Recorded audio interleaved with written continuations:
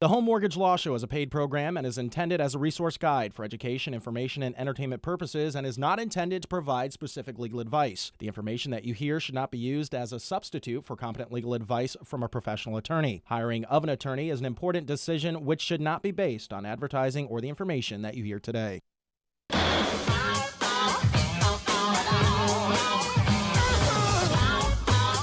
Listening to the Home Mortgage Law Show, brought to you by the law offices of Morris DuPont. Our phone lines are going to be temporarily put on hold, so Larry and Frank, just hold on because we are getting rolling with our Rocky segment. Love that music. You know what it means if you're familiar with the Home Mortgage Law Show. We've got George Fajardo here, our Director of Loss Mitigation, to introduce a client of the firm of Morris DuPont who's been kind enough to take time out of their Saturday to join us to share their story in our Rocky segment. Yes, and today we have Eric. Eric, how are you? Thank you for joining us today. Hi, Eric. Hi, Eric. I'm fine. How are you? Good. Thanks so much for joining us and being our Rocky segment today. Now, you are joining us because you did a short sale with the firm, correct? Correct. All right. Yes, I just went through the process where I have, in my case, it's a little complicated. I have two properties. One is where I live. The other one is an investment property. Mm-hmm. So in the investment one, it's where we just completed the short sale. And George, tell us a little bit about the short sale. Well, you know, when Eric first came to us, we first had to sit down and strategize because of what he just mentioned, the fact that he had two properties, and we knew that he wanted a loan modification as primary residence, and we saw that he had the investment property that was affecting his qualification debt-to-income ratios. So we had to come up with the best strategy for his situation, for his particular situation. So, Eric, when you came into the law firm of Morris DuPont for the first time, was it your intention to short sale that investment property? No, not really. That's why I went there. I didn't know what to do. Mm-hmm. So you guys helped me because, I tried twice to do a loan modification in the property where I live, Mm-hmm. and both times Wells Fargo went, no. And I was, what do I do now? So you came into the law firm and we basically sat down with you and crunched some numbers and devised this strategy? Correct. I sat with you and you recommended that the best approach would be to first, the investment property was not making sense anymore. I wasn't making any money on it. It was under the water, I owed a lot more than the property was worth. So the first step would be to get rid of that one. And the best way to do it would be with a short sale because I had two loans there, two mortgages, and the second one was completely, killing me. Yeah.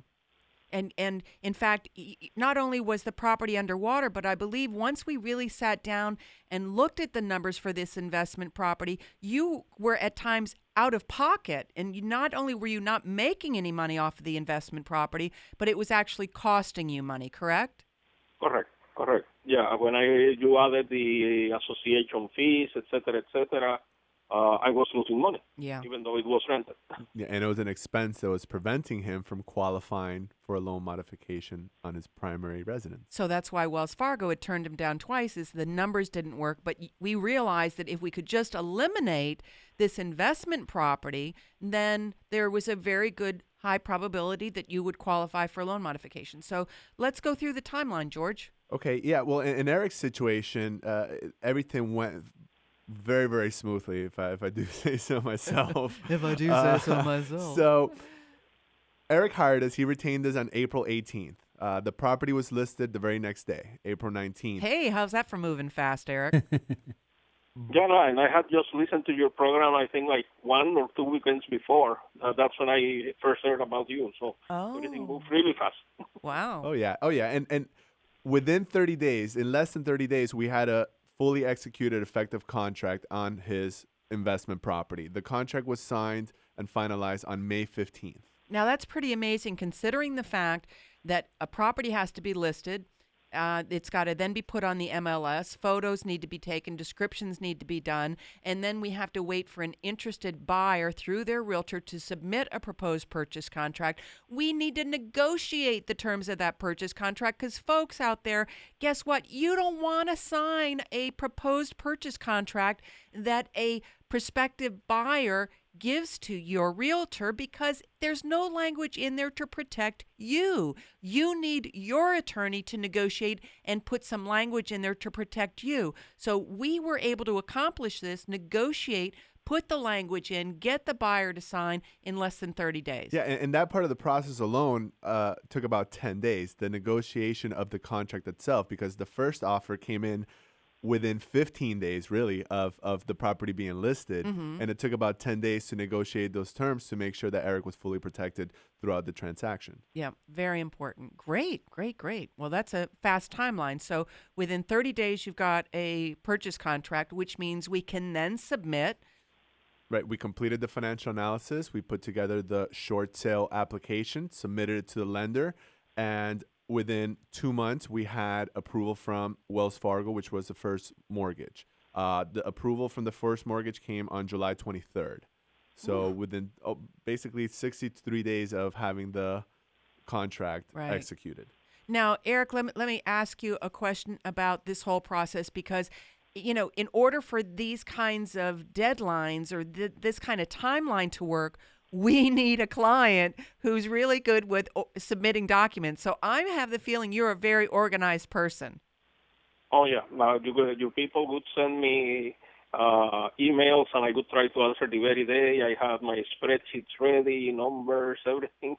Because, I've been suffering with this. I wanted to get it resolved as soon as I could. Yeah, because... So you guys were great. So you would ask, pay stubs, credit, bank statements, etc. All I had to do was get them, so it's not that difficult. Oh, if only that was just that easy, Eric, and it's not that difficult because it is a team effort. People think, well, I'm going to turn this over to a law firm and they're going to do everything. Unfortunately, as you realized, preparing a short sale application requires that our client provide us with certain documents so that we can analyze it and put the package together. So kudos goes to you as much as the law firm when we get a timeline like this accomplished, because that means we're working with the client who is super responsive. When we ask for a document, they're getting it back to us within 24 hours. I wish all of our clients were like you, Eric. Really, I mean, as quickly as you were providing those documents is what enabled us to move as quickly as we could on our end. So let's keep going with your timeline, George, because I know you're very proud of the short sale department. We've got a minute to kind of just get the timeline going, and then when we come back from the break, we can talk about the actual numbers. Well, sure. Once we had the approval from the first mortgage, it was only a matter of time from getting an approval from the second mortgage so that we can go ahead and schedule the closing. After that process took about another 2 months, and we had the closing all done, signed, sealed, and delivered on September 30th. So within basically four months, between 4 and 5 months, everything was completed from beginning to end. And anybody who's done a consultation with me knows I say a short sale takes approximately 6 months to complete. Morris DuPont, we like to under-promise and over-deliver. Here we have Eric came in to see us on April 18th, and on September 30th, he was out of his investment property with a fantastic result, and he had 2 mortgages on that property. So anyone out there who thinks, oh, I've got this investment property, I'm bleeding money, I've got a tenant in there, but still I'm out of pocket paying the taxes, the insurance, and it's got negative equity on it. Look, within 4, 5, 6 months, you could be out of that property. You could have that property out of your name and be released of personal liability on it. It can happen that quickly, but you got to make a phone call to start the process. And that means you've got to call the law offices of Morris DuPont, and I'm going to give you that number. It's 800-974-2712. That's the number that Eric called to get the ball rolling to schedule his free consultation. He met with me. We sat down. I crunched the numbers with him, gave him my advice. We came up with a strategy, and here he is, September 30th, less than 2 months ago, almost less than a month ago, he's out of the investment property, no longer having to take money out of his pocket to cover it. Yeah, if I Oh, we got a remember break. correctly- We got a break. Numbers next Oh, after yeah, the break. numbers are next. You're listening to the Home Mortgage Law Show, 800-974-2712. 1-800-974-2712. That's the number Shay gave you. We'll have more of the Rocky segment here on the Home Mortgage Law Show right after this.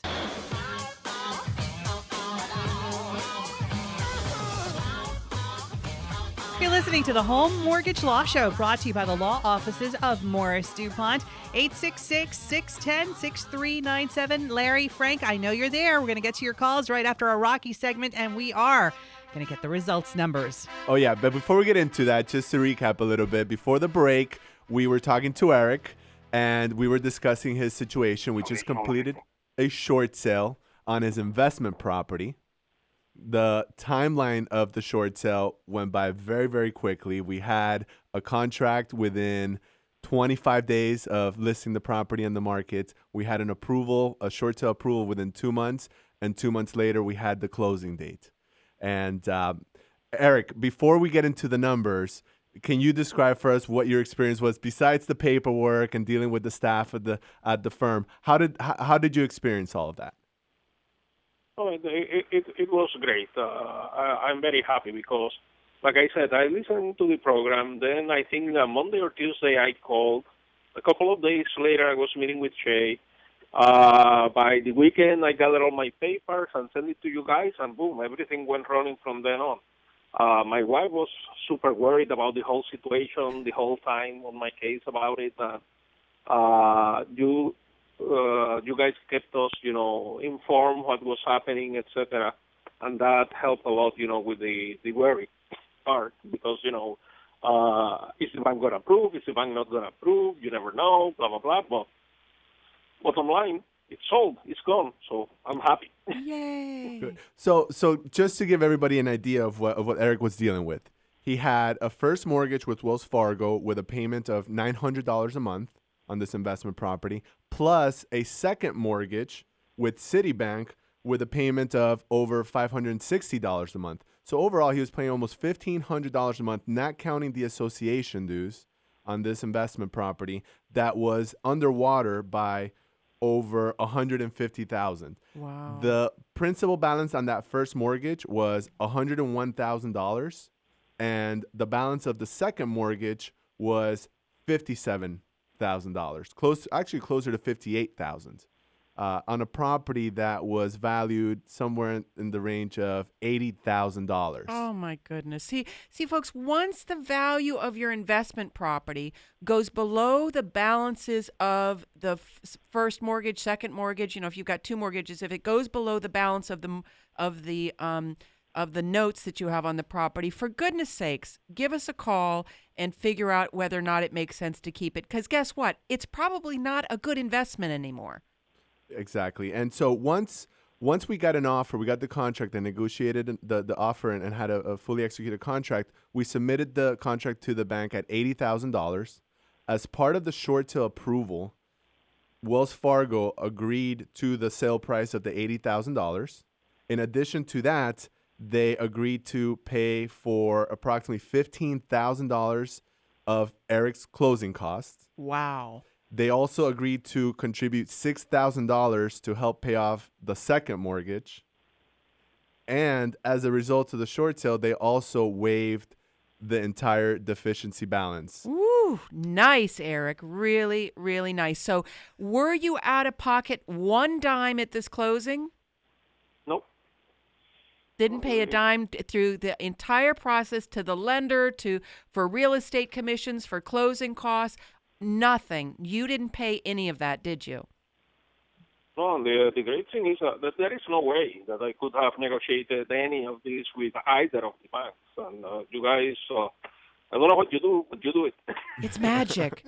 It's magic, Eric. It's magic. And so to tie it back into what Louis' areas of expertise is, with the waiver of deficiency, between the two lenders, there was a total of over $98,000 that was forgiven in mortgage debt Wow. Wow. So Eric, that's this year. So Eric, you're very lucky because we have Lewis here from Regal Tax Advisory Group today. So you're such a great Rocky. Would you mind if we kind of gave your example to Lewis and ask him to kind of do maybe a hypothesis analysis of the tax implications that you're facing? Definitely great. Yeah, because I need to figure out what I need to do. There you go. That works. Free As would consultation. any person that does a short sale and it's an investment property, because you can't take advantage of the Mortgage Forgiveness Debt Relief Act of 2007 because you can't have it excluded because it's not your primary residence. So, Lewis, you just heard Eric and his Great Rocky segment. His lenders waived $98,000 worth of deficiency on these principal balances. So they're going to issue 1099s to him, right? yes, they're gonna issue a 1099-C, and yes, He's going to Eric, get two of them. Yes, two of them. One for the $90,000, right? And For the and first for mortgage the first and the one, second mortgage mortgage. and the second mortgage. Yes, and you qualify for write off that amount from your taxes because it's your principal residence. No, it's I an mean, it's investment property. the investment property, and then you qualify for the investment exclusion. When you have one property that is an investment property, you qualify for that exclusion. There's a few exclusions. One is for principal resident, and one is for one investment property that produce income or not produce income, but it's an investment property. There are two exclusions, and the qualified business property and the qualified principal resident indebtedness. So you qualify it, you can write off that amount because you were underwater and the value of the property was less than the amount you were owing to the bank. Now, how do you get that? Do you have to submit a form with the 1099-C? Yes. How does that work, Well, Lewis? we have to prepare a form when you prepare your income tax next year. We have to include your 1099-C, and we have to include the 982 form, which describes what is the case. In this case, it's an investment property, and then you qualify for it. Well, I got a little twist on it, Lewis. What happens, because we've seen this, George. Now, his closing was September 30th. So shouldn't he be getting that 1099-C next January of 2014? Correct. Yes, before January 31st, you should have that 1099-C. Yeah, well, shoulda, woulda, coulda, right, George? We've seen it plenty of times. Yeah. These lenders are so backed up that they don't issue the 1099 within the deadline. So here we've got someone who wants to file their taxes before April, yet they don't have the appropriate 1099 from the lender. Can they guesstimate what it will be and then come back and amend later? How does that work, Lewis? Because we've seen that with clients. Right. We can use the letter that Eric received for the forgiveness. The bank issue a letter. Like the short sale yes, approval the letter? approval when it says how much was forgiven. We can use that letter because when the IRS match the information, they're going to see the 982 form and they're going to see the 1099 was issued. The 1099 we can include in the income tax even though that we don't have received it. Okay. So we can put that in the income tax. Okay, because we've actually had people come in and say, and we didn't do their short sale, we didn't have anything to do with it, but suddenly they come to us and say, hey, I got this 1099 on a short sale that I did 3 years ago, and I never claimed, anything on my taxes regarding it because I never got a 1099, and I know we've turned those clients over to you, and you've actually gone back and amended a tax returns for 3 years earlier, and they didn't have to pay any taxes. Right, we on have it. to include it anyways, even if we call the IRS and get a copy if the bank filed it, or we include it in the income tax and make a note, and those note the IRS receive it, and there won't be a problem. The problem comes when you don't include the 1099 or the amount that was forgiven because that was forgiven and you have to include it in your income tax return. Well, a lot of people think if they didn't get a 1099, they don't have to, but it's very important that they do. So, Eric, I hope that helps going forward because, of course, we are trying to be a full-service firm and we want to help our clients. Now the short sale is done, the closing has occurred, but there's still that tax issue, which is probably the last issue that you've got to close that file and end that chapter for you. So we've got to take a hard break again, and then we're going to come back. Thank you so much for being our Rocky. You're very welcome. Thank you for having me. All right, you're listening to the Home Mortgage Law Show, 800-974-2712. 800-974-2712. We'll come back with more calls here on the Home Mortgage Law Show.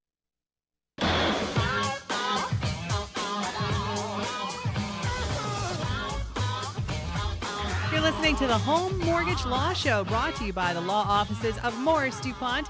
866-610-NEWS, 866-610-6397. AT&T Wireless customer star 610.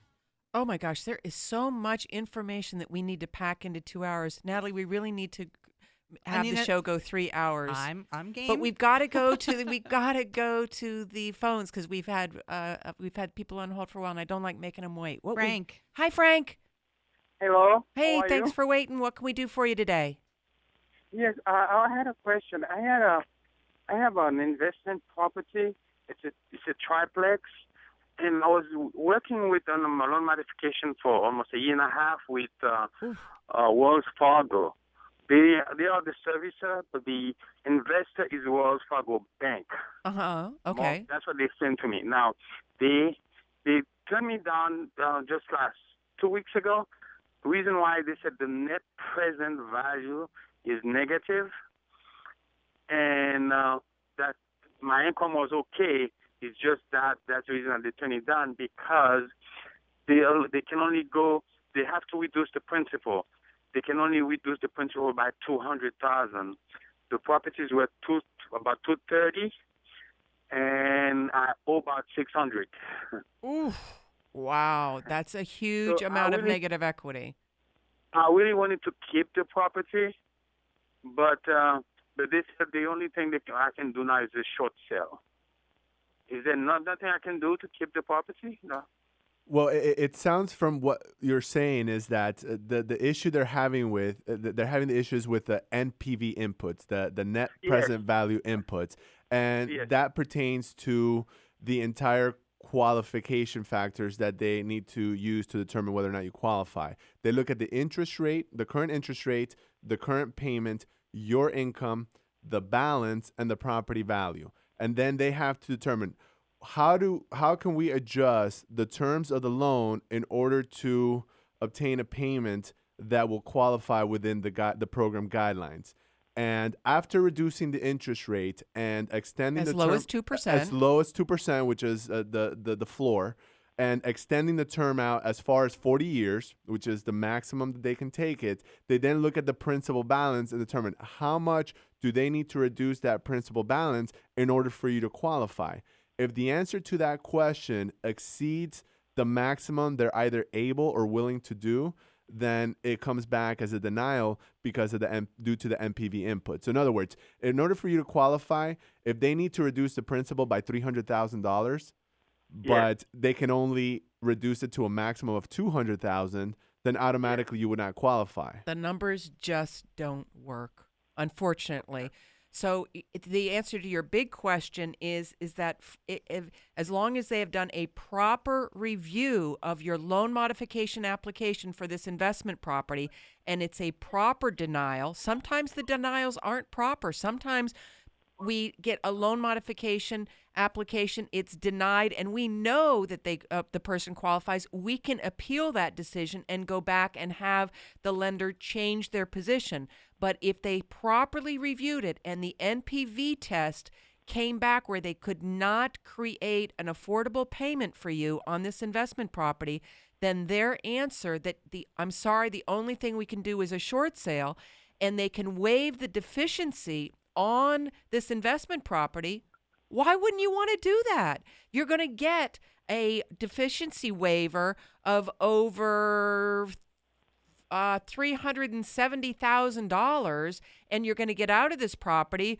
Go and buy another investment property at a current market value of $230,000 and start from scratch. But this investment property is a dog. It's not worth trying to continue to make, to dress it up when really the numbers aren't going to work for you. You're not going to make money off of it. You're just going to simply be renting it from the lender for the next, oh my gosh, You've got $370,000 of negative equity. You're going to be renting this thing, acting as a property manager for Wells Fargo for the next 20 years. Yeah, Does that sound attractive? And to Shay's point, if you look at it a different way, if you would have qualified knowing that they can only reduce the principal balance to a maximum of $200,000, that means that you would still have another $170,000 in negative equity still remaining.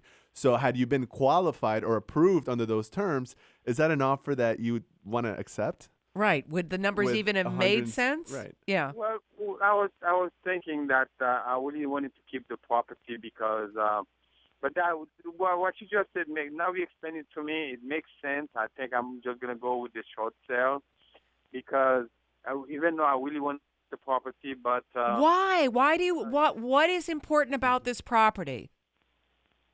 'cause That's what I thought. That's exactly what I thought.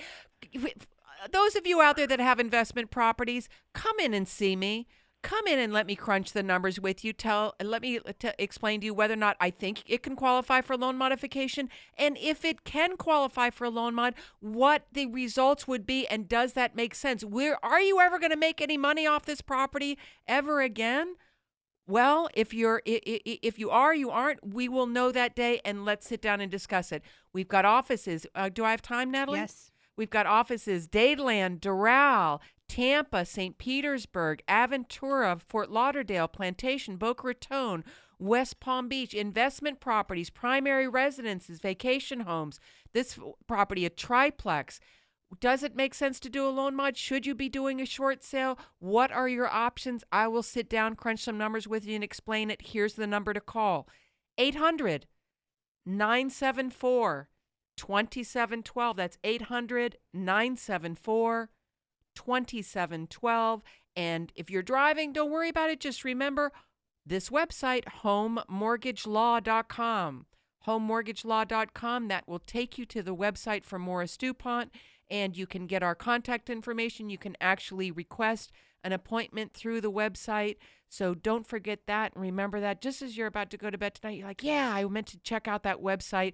I'm going to make an appointment, and I'm going to deal with the issues with my investment property, just like you need to deal with you've gotten a denial now for a loan modification. So come in and see me, and we'll talk about a short sale. Lewis, issues certainly would be there. He's going to have a possible deficiency waiver, a forgiveness of principal if he does a short sale on this property of maybe $370,000. Yes, if he get the forgiveness, he doesn't have to pay taxes on it since it's principal residence. Is it a principal residence? No. No. It's this one is an investment It's property. the same. Okay, we can treat it at the same in the same way as a principal resident because the exclusion that we were talking about. If the listeners wants to check that, they can go to check the topic 431 in the IRS website, and that explains how to exclude the real property business indebtedness, and your investment property qualifies for it. Is the topic 431 in the IRS website. They can check it. So irs.gov and topic 431. Yes, they can see that. All of you that have investment properties out there, you need to get familiar with this, or you just need to call Regal Tax Advisory Group, and Lewis will walk you through it. If you have been issued a 1099 and you're wondering what is the treatment of this going to be, or if you are doing a short sale, you have gotten the lender to forgive some principal on a loan modification, you're going to be issued a 1099 this coming January, start dealing with it now. Contact Regal Tax Advisory Group. Go ahead, Lewis, give out the number for Regal. 1-800-6000-TAX. Oh, that's easy. 1-800-6000-829. 829. Yeah. 1-800-6000-TAX. Love Right. that. So do you have an accountant? If you've got investment properties, you need to have a great accountant that knows what they're doing so that you do not have to pay unnecessary taxes. We answered your question, I hope, fully? Oh, he's not. No, we he's lost already him by gone. accident. Well, I think we did answer the question. Well, fully. I think what the listeners need to take away from that is that the purpose of an investment property is to make you money. And if you have an investment property that has negative equity and generating negative cash flow, then you need to rethink your whole investment strategy. We'll take a break and we'll be back with some more calls. Larry, Curtis, you're next here on the Home Mortgage Law Show. 1-800-974-2712. 1-800-974-2712. That's a toll-free number for your free consultation at the law firm of Morris DuPont, PA. More of the Home Mortgage Law Show as we wrap up right after this.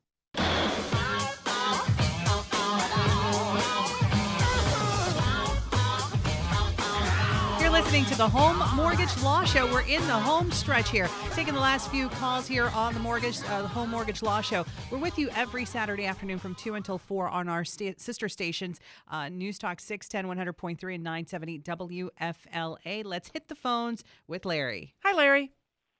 Thank you very much for taking my call. Well, thanks so much for listening to the show and calling in. We really appreciate it. What can we do for you today? First of all, I'm a Florida resident. I've retired here from another state. Mm-hmm. I own my residence here in Florida. I have a mortgage on the residence, which I'm able to handle. I'm retired, so my income is limited. However, my other residence is a rental unit, which is in another state, and since it's in another state and you're in Florida, how do you handle such events? And would it be better to contact an attorney in the other state and then also contact a short sale specialist to try to get the short sale generated? The residence is underwater, probably about $1,500 a month. Currently, those who live there have left, so it's obviously, as you pointed out in the earlier conversations, throwing good money after bad seems to be a worthless effort. Yeah. And since you're saying it's a 6-month effort in closing roughly, which is, like you say, you want to under-promise and over-deliver. And then the other question is, do you require cash up front? Are there contracts that you sign after a visitation with your office? So I threw a number of those things at you. Perhaps you could sort of tell me the sequence that is implemented when one considers a short sale from the attorney. And then the final thing is, let's say if worst-case scenario occurred and you had a judgment of, say, $15,000, say. A judgment? And you have credits in your account that you have not used on previous submissions to the IRS for tax purposes. Can that be applied against any potential financial requirements down the road? Okay, Larry, that's a lot of questions, and I think I got them all, but I'm going to start with the last one because we only have about 8 minutes left of the show, and we've got Lewis here from Regal Tax Advisory Group that can answer the tax question. And if we don't have, I don't know how much time we're going to have, but you can always call me at the office and I can answer as any of the other questions. Again, Shea DuPont, the law firm of Morris DuPont. You probably have the 800 number, 974-2712. But Lewis, can you answer the question regarding, I think he said he already has some credits. Can you apply those? And, he's looking at doing a short sale on an investment property. Yes, let me ask this question. Is when you said credit, you mean carryover losses? Yes, carryover losses, okay. Income that was not needed from a tax purposes since my tax bill was zero. Oh, okay. Yes, if you have your carryover, you can use it with the same type of income that those losses were incurred. We have to see the entire situation for your previous income tax, and then we can evaluate how we are going to treat that part of carryovers, because the carryovers can be used only with the same type of income that were generated in the past. Assuming that were capital gains, we can use it in capital or losses in capital losses in the following year.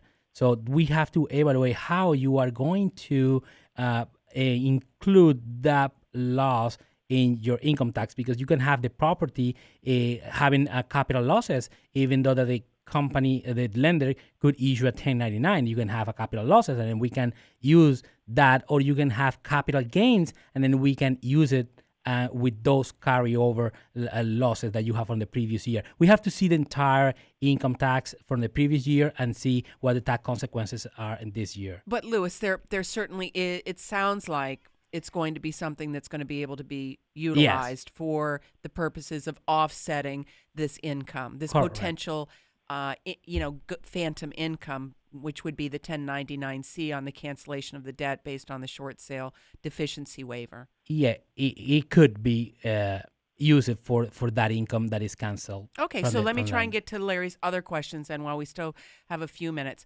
So, Larry, the question is, the rental property is in another state. Can you use a law firm like Morris DuPont that is in the state of Florida? You are a resident of the state of Florida, so we can certainly represent your interest in the short sale. The difference would be that with the realtor, we would have to be working with a realtor that is in the state, basically in the community in which the property is. But once the purchase contract came in, believe me, we've done these all over the United States as far as California. We've got a couple of properties there, but sometimes they're closer. Georgia, we've done New York. We've got quite a few closings in New York. So, yes, we can do it when it's outside of the state of Florida, as long as our client is the resident of the state of Florida, is what we like to see. Identified a specialist, which I think would be a very good prospect, as a representative there, who has sold a lot of property in this particular area. That's exactly what we like to suggest to people. We go, okay, now look on Zillow, look at the community, look at properties that have sold in the last 6 months.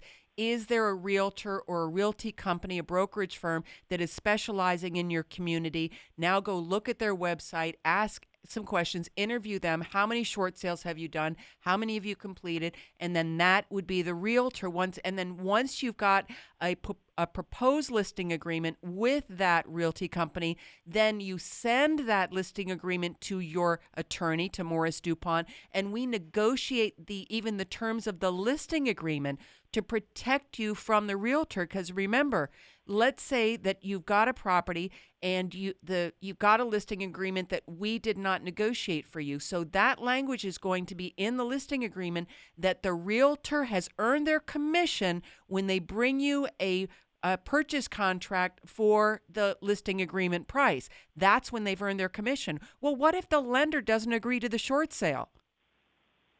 Well, the realtor doesn't care. They've brought you a ready, willing, and able buyer. Boom, they consider themselves to have earned their commission. You're now liable for their commission, even though you say, I'm not closing. I didn't get a deficiency waiver from my lender. Should one pursue attorneys out of state? As you said, you are in Florida, and I live in Florida. This residence is out of state. What is the upfront cash that you require to implement such a program? Well, the first part of the question is, should I be using an attorney that's out of state? I.e., should I be using an attorney that's in the state in which the property is located? I think the benefit is to have the attorney in your state, because if you have an issue with the attorney, then you are not having to sue an attorney that's, God forbid, out of the state. You're both using the same state law because you're both in the same state. And I don't know, I just like it. I like to be able to walk to somebody's office and drop off documents, and I like to deal with someone face to face. But that's the way I am. And look, a lot of my clients, I've never met them because they do everything by email, and I did a conference call with them. So it's certainly, you could do it, but that's not the way I'd want to do it. Did you want to add something, George? You look like you're... No, the only thing that I wanted to add was that when it comes to negotiating the short sale with the lender, it doesn't really make a difference what they don't know where I am. the attorney is, because more often than not, the lender's office is going to be in a separate state anyway. So it doesn't really make any difference. It's not like we're walking or sending the documents in person to the lender's loss mitigation department. Thank God for email attachment. Now, I know your question was, how do we charge fees to do a short sale? We charge an upfront fee. It's, I think, relatively small in case you do not close. So I've got to cover my costs for all of the work that I'm going to do on the front end, which is negotiate a listing agreement, negotiate a purchase contract, get all of the documents from you, put the short sale application, submit the short sale application. But then what if the lender gives you an offer and you decide, no, I'm not going to take it. I just decided I'm going to pay up and I'm going to keep the property. Well, I have to cover my costs for all of that.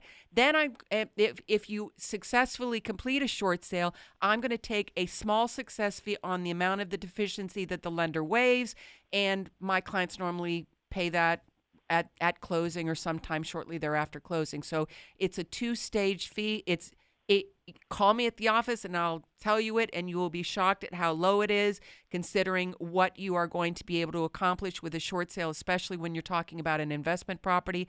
Unfortunately, we've got 2 calls waiting. I'm sorry we don't have time today. Should I ask for you specifically? You certainly can. Of course. Anyone's okay, welcome. And again, your name is? My name is Shae, Chae. duPont, DuPont. I'm a partner in the law firm of Morris DuPont Lewis from Regal Tax Advisory Group, 1-800-6000-TAX. Thank you so much for joining us today, and I want to thank our Rocky segment, Eric, for coming in, and Natalie's telling me I got to go. Yes, Curtis, don't hang up because we're going to take your call off the air. You're listening to the Home Mortgage Law Show, 1-800-974-2712, 1-800-974-2712. You won't regret it. The Home Mortgage Law Show. We'll see you next Saturday.